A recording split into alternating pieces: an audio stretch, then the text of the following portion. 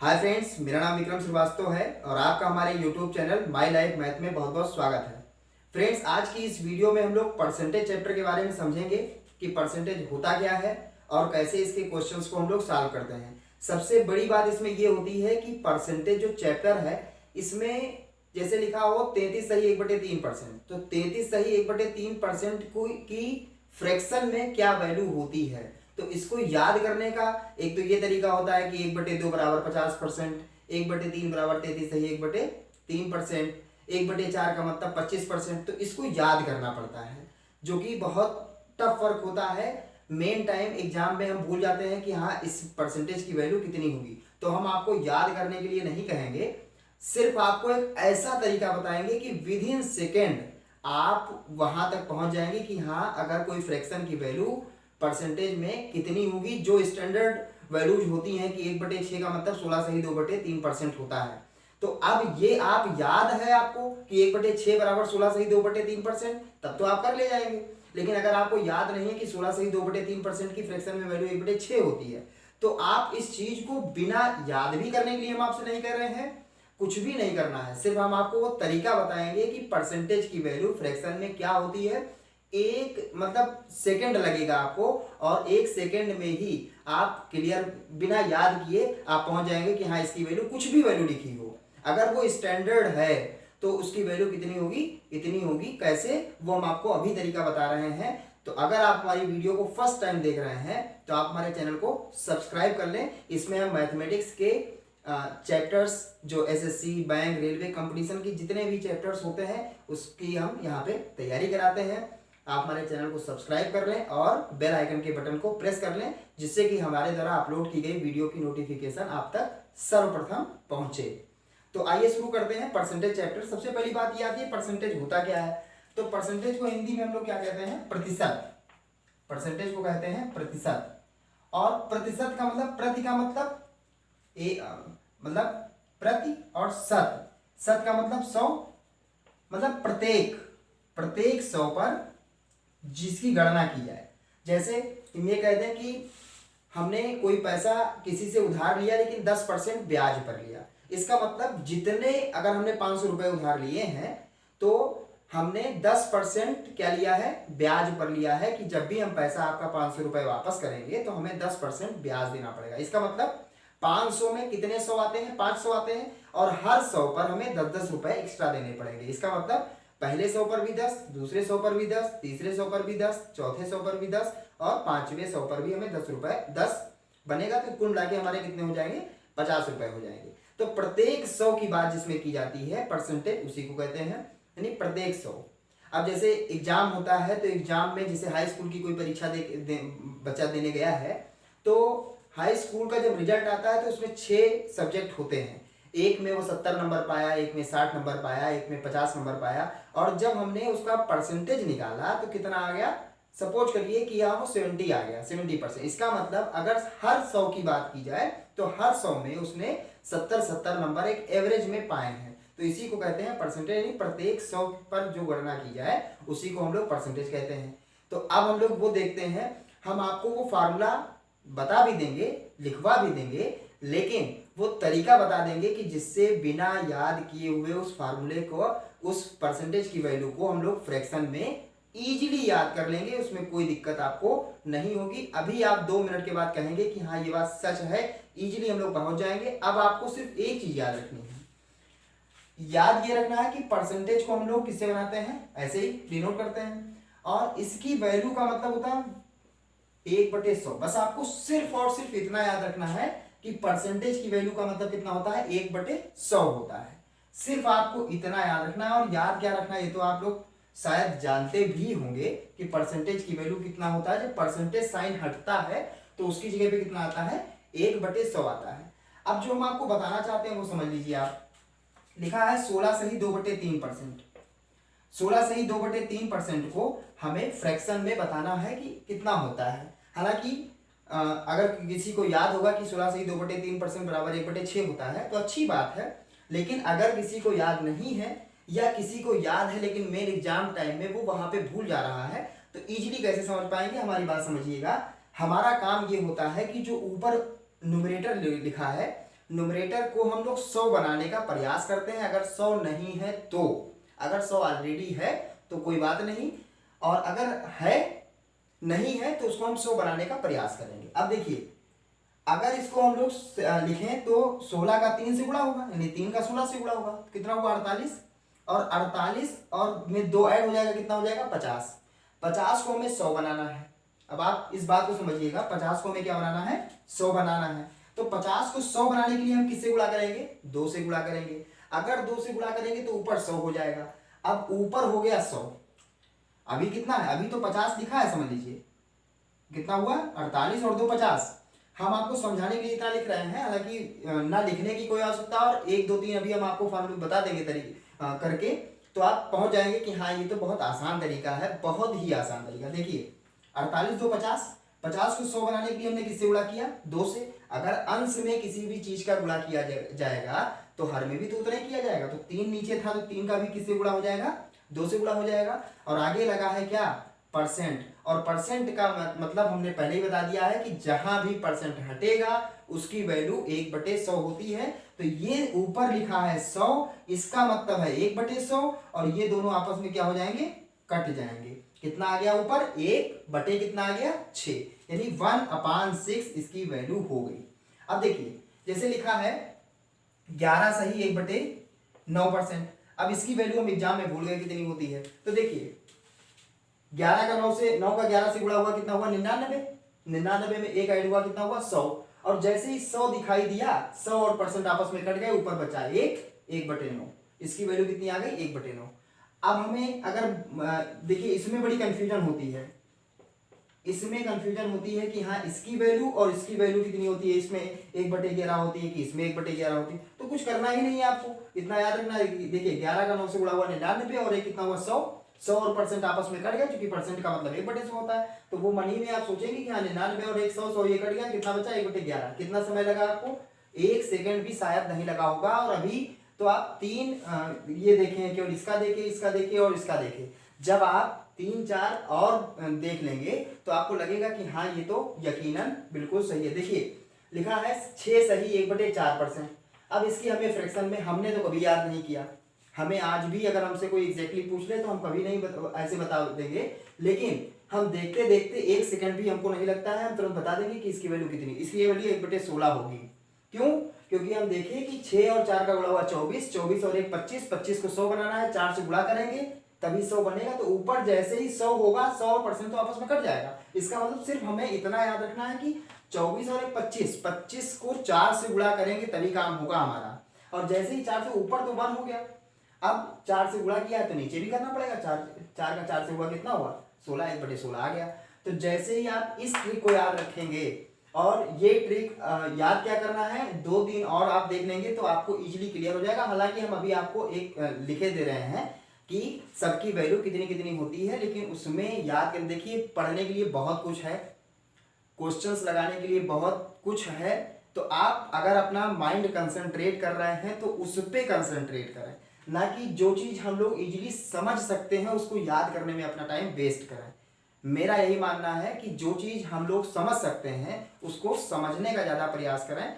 याद करने से एग्जाम टाइम में जब प्रेशर ज़्यादा पड़ता है तो एग्जाम में हम उस चीज़ को भूल जाते हैं, और वही हमारे सबसे ड्रॉबैक होता है। तो इसलिए उस चीज़ को ज़्यादा से ज़्यादा किसी भी चीज़ को समझने का प्रयास करें, और जितना फार्मूला कम से कम हो यूज करना उतना ही कम से कम यूज करें। क्योंकि फार्मूले जिसे परसेंटेज जो चैप्टर है, परसेंटेज चैप्टर में बहुत सारे फार्मूले हैं कि जब ऐसा होगा तब ऐसा होगा, ये फार्मूला वो फार्मूला।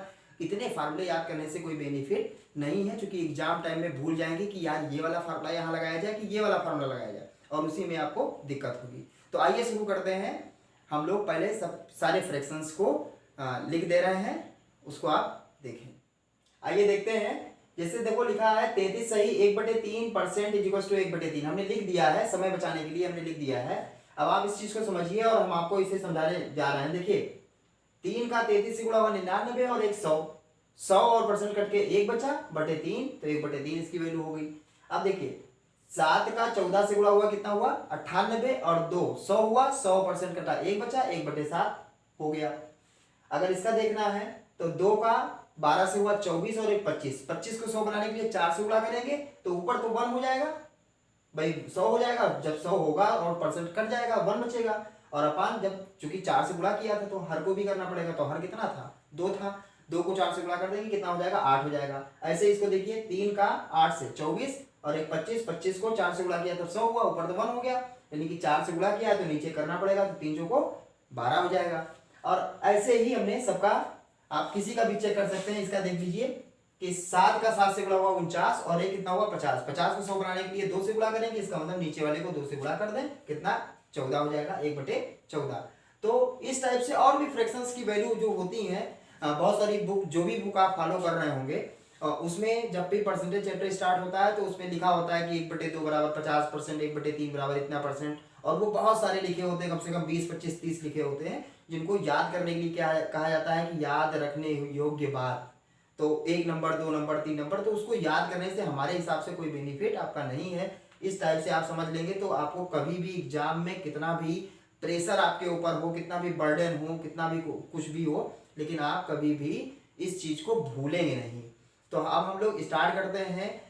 हम जितने भी क्वेश्चंस बताएंगे वो विदाउट फार्मूला बताएंगे, वो तरीका बताएंगे कि आप कैसे। अब सबसे बड़ी बात ये आती है कि जैसे ये तो हुआ परसेंटेज की वैल्यू को फ्रैक्शन में फाइंड आउट करने का। अगर कोई फ्रैक्शन दिया हो, यानी कि कोई भिन्न दी हो, और भिन्न को हमें क्या फाइंड आउट करना हो, भिन्न को हमें फाइंड आउट करना हो परसेंटेज में, तो परसेंटेज में कैसे फाइंड आउट करेंगे। अब इसे मान लीजिए लिखा है 3/5, कोई भी भिन्न को अगर हमको परसेंटेज में चेंज करना हो कभी भी, तो आप क्या करेंगे, गुणे 100 लिख देंगे और आगे क्या लगा देंगे, परसेंटेज लगा देंगे।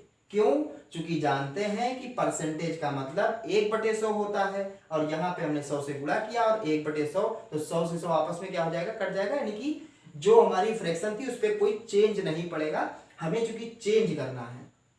ठीक, तो 3/5 को आप 100 से गुणा कर दें, परसेंटेज तो आगे हमें बनाना ही था, तो 5 से कटेगा तो ये कितना बचेगा 20, और कितना हो जाएगा 20। ठीक, और 20 का 3 से गुणा हुआ कितना हुआ 60%। इसका मतलब 3/5 जो फ्रैक्शन लिखा था, इसको अगर परसेंटेज में कन्वर्ट करना है तो कितना हो जाएगा 60%। जैसे लिख दिया जाए कितना 3/20 लिख दें हम, 3/20 लिखा है। अब 3/20 को हमें परसेंट में कन्वर्ट करना है, और एग्जाम में मान लीजिए आ गया कि इसको परसेंट में हमें कन्वर्ट करना है, तो परसेंट में कन्वर्ट करने के लिए आपको सोचना कुछ नहीं है, बस सिर्फ इतना याद रखना है, गुणे 100 लिख दो, परसेंट आगे लिख लें, क्योंकि कॉम्पिटिटिव परीक्षा में आप रफ वर्क क्या कर रहे हैं इससे कोई बेनिफिट नहीं है। मतलब ये है कि आप कौन सा ऑप्शन टिक कर रहे हैं वो सही होना चाहिए आपका।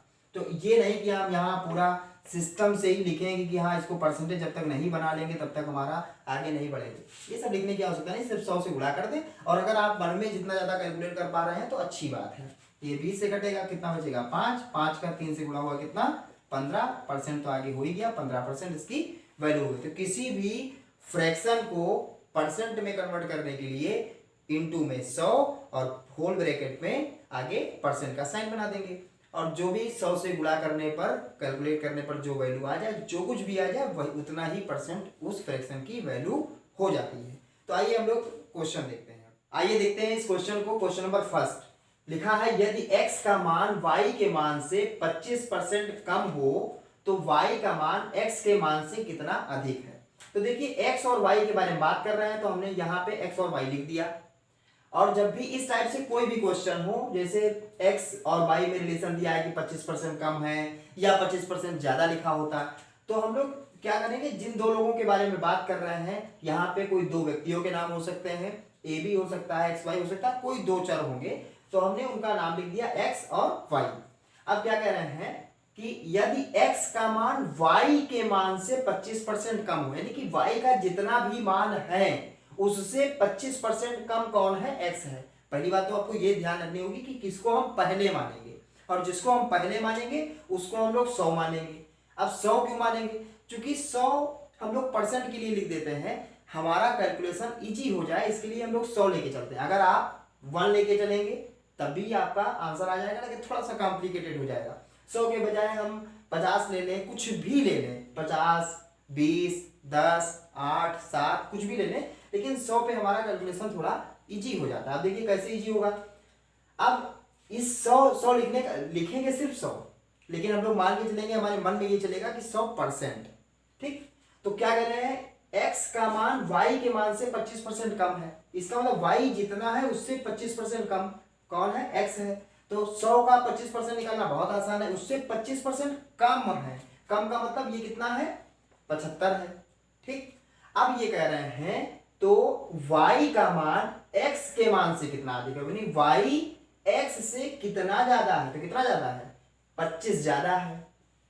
तो यहां हो जाएगा 25 अपान में किससे कह रहे हैं, x से। देखिए से जहां पे लिखा होगा x से कितना अधिक है, तो वो वाली वैल्यू अपान में आ जाएगी हमेशा। ठीक, तो क्या है, पहले तो हमने एक्स वाई लिखा, जो पहले मानना था ये x डिपेंड कर रहा है y पर, कि x जितना है y जितना है x उससे 25 कम है, तो y 100 हो गया, ये 75 हो गया। अब कह रहे हैं कि y x से कितना ज्यादा है, तो 25 ज्यादा था। किससे बात कर रहे हैं कि x के मान से कितना ज्यादा, तो x के मान से हमें वो कैलकुलेट कर रहा है, तो x का मान अपान में चला जाएगा, और परसेंट बनाने के लिए क्या कर देंगे हम, एक 100 से मल्टीप्लाई कर देंगे। ठीक, तो 25 का 3 टाइम कटेगा और 100/3, 100/3 का मतलब 33 सही 1/3 होता है, और परसेंट में कन्वर्ट किए थे इसलिए आगे हम लोग परसेंट साइन बना देंगे, और यही हमारा आंसर हो जाएगा कि अगर x का मान y के मान से 25% कम है तो y का मान x के मान से 33 सही 1/3% ज्यादा होगा। ठीक, आइए हम लोग अब नेक्स्ट क्वेश्चन देखते हैं। अब देखिए इस क्वेश्चन को क्या लिखा है, यदि 90 रुपए की कीमत की वस्तु को 60 रुपए कर दिया जाए तो वस्तु की कीमत में कितने प्रतिशत की कमी हुई। ये अभी हम आपको बेसिक क्वेश्चंस बता रहे हैं, लेकिन जितने भी टाइप से क्वेश्चंस बनते हैं और बन सकते हैं वो सारे टाइप के क्वेश्चंस हम मतलब स्टार्टिंग से बेसिक से लेके हम आपको बता रहे हैं। तो देखिए क्या लिखा है, इसमें कहने का मतलब ये कि कोई चीज कोई वस्तु है जो पहले 90 रुपए की थी, अब उसकी कीमत कितनी हो गई है, 60 रुपए हो गई है, तो वस्तु की कीमत कितने परसेंट घट गई है, यही इनके कहने का मतलब है। तो कितना कम हुआ है, पहले 90 रुपए में जो वस्तु बिका करती थी अब वो 60 रुपए की बिकना स्टार्ट हो गई है। तो ये बताना है कि कितने परसेंट की वस्तु की कीमत में कमी आई है, प्रतिशत में बताना है। ये तो जानते हैं कि आप 30 रुपए की कमी हुई है, लेकिन 30 को हमें क्या बताना है, 30 को परसेंट में बताना है। और क्या पूछ रहा है, वस्तु की कीमत में कितने प्रतिशत की कमी हुई, तो 30 रुपए की कमी हुई, कहां से कमी हुई, 90 रुपए से कमी हुई है। तो 90 कहां चला आएगा, अपान में, और इसको परसेंट बनाने के लिए क्या कर देंगे हम, 100 से मल्टीप्लाई। ये देखिए 30 का 3 टाइम्स होता है, फिर वही चीज 100/3, इसका मतलब 33 सही 1/3, और 100 से मल्टीप्लाई किया था तो आगे क्या आ जाएगा, परसेंट आ जाएगा। आइए हम लोग नेक्स्ट क्वेश्चन देखते हैं। आइए देखते हैं क्वेश्चन नंबर 3।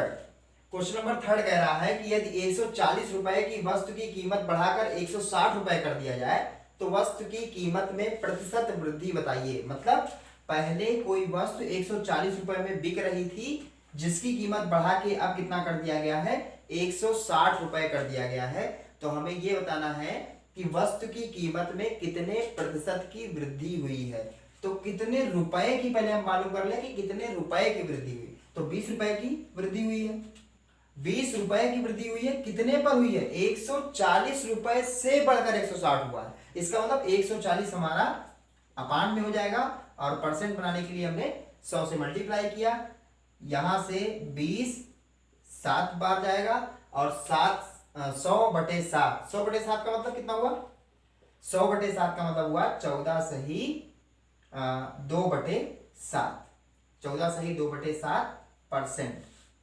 तो इसका आंसर कितना हो जाएगा, 14 सही 2/7% की वृद्धि हुई। आइए देखते हैं इस क्वेश्चन को। क्वेश्चन नंबर 4, यदि किसी संख्या को 20% बढ़ाया जाता है और फिर 10% कम कर दिया जाता है तो संख्या में प्रतिशत वृद्धि अथवा कमी बताइए। कि मतलब वृद्धि होगी कि कमी होगी, अगर वृद्धि होगी तो कितने प्रतिशत की वृद्धि होगी, और कमी होगी तो कितने प्रतिशत की कमी होगी।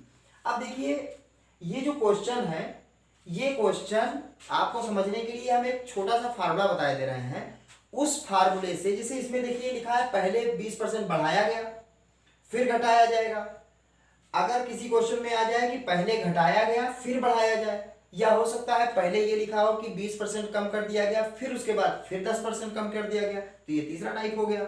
और चौथा टाइप कि 20% बढ़ाया गया उसके बाद फिर 10% बढ़ाया गया, मतलब पहले बढ़ाने के बाद घटाया जाए, एक टाइप हो गया। दूसरा हो गया घटाने के बाद बढ़ाया जाए, दूसरा टाइप हो गया। तीसरा हुआ कि पहले 20% बढ़ाया जाता है फिर 10% 20% बढ़ाया जाता है और उसके बाद फिर 10% और बढ़ाया जाता है, ये तीसरा हो गया। और चौथा कौन सा हो गया कि घटाने के बाद फिर घटाया जाता है। तो इन चारों को एक चीज में समझने के लिए कि अगर पहले कोई चीज a% बढ़ाई जाए, a, और बाद में b% की बात हो, अब वो घटाना बढ़ाना वो हम अभी आपको बता रहे हैं। तो फार्मूला आप अगर याद रख लें, ये तो सबसे अच्छा फार्मूला है, इतने परसेंट। पहले वाली जो वैल्यू लिखी होगी वो a होगी और दूसरी जो वैल्यू लिखी होगी वो b होगी। अब बात ये समझना है कि जब बढ़ाने की बात करेगा तो a की वैल्यू 20%, मतलब 20 लेना है, सिर्फ 20 लेना है, परसेंट मतलब नहीं लेना है आपको, सिर्फ क्या लेना है, बढ़ाने की बात कर रहा है तो 20 लेंगे। घटाने की बात कर रहा होता तो 20 ही लिखते, लेकिन माइनस में लिखते। जैसे यहां पे क्या लिखा है, b की जगह पे 10 लिखा है, तो हम लोग b की वैल्यू 10 के बजाय -10 लिखेंगे, चूंकि क्या लिखा है, कम कर दिया जाता है। तो जब बढ़ने की बात होगी तो जो न्यूमेरिक वैल्यू है वो तो उतना रहेगा लेकिन प्लस में रहेगा, और जब कम करने की बात करेगा तो न्यूमेरिक वैल्यू तो वही रहेगी लेकिन वो माइनस में रहेगा। और इसका ओवरऑल जो कैलकुलेशन आएगा वो अगर पॉजिटिव आया तो वृद्धि होगी, परसेंटेज में आ जाएगी कि इतने परसेंट की वृद्धि होगी, और अगर माइनस में इसकी वैल्यू आ रही है तो उतने परसेंट की कमी होगी। ठीक, तो अब जैसे इस क्वेश्चन में a की वैल्यू 20 है, b की, आपको कुछ भी ध्यान देना ही नहीं है इस क्वेश्चन में, आपको ध्यान ये देना है 20% बढ़ने की बात कर रहे हैं तो a की वैल्यू हम लोग +20 लिखेंगे। b की वैल्यू बाद में क्या किया गया है, कम किया गया है, तो बाद वाली वैल्यू को, पहली वैल्यू को a, दूसरी वैल्यू को b। अब घटने बढ़ने की बात में हम लोग प्लस माइनस लगा देंगे कि a की वैल्यू में हम लोग क्या 20 प्लस में लिख देंगे और b की वैल्यू हम लोग 10 माइनस में लिखेंगे। और ध्यान समझिए, a की वैल्यू हम 20 प्लस में लिखे हैं, b की वैल्यू हम 10 माइनस में लिखे, तो +20 -10 जब गुणा होगा तो प्लस माइनस माइनस हो जाएगा, और 20 का 10 से गुणा हुआ कितना हुआ, 200 बटे कितना हुआ, 100। तो 20 में से 10 चला गया, कितना बचा, 10। यहाँ 100 से ये कटा तो 2 बचा केवल, और 10 में से 2 चला गया तो कितना बचा, 8।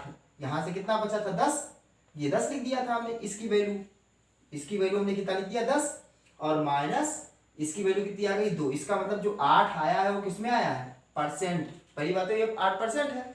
अब क्या 8 के पहले क्या लगा है, प्लस में आया है ये वैल्यू या माइनस में आया है, तो इसकी वैल्यू आई है पॉजिटिव आई है, तो इसका मतलब 8% की क्या होगी, वृद्धि होगी। कोई भी संख्या हो, किसी संख्या की बात कर रहे हैं, कोई भी संख्या हो, पहले उसकी वैल्यू 20% बढ़ा दी जाए और उसके बाद 10% कम कर दी जाए, तो जो संख्या होगी वो अब जो आई हुई संख्या होगी उसमें 8% का इंक्रीजमेंट हो जाएगा।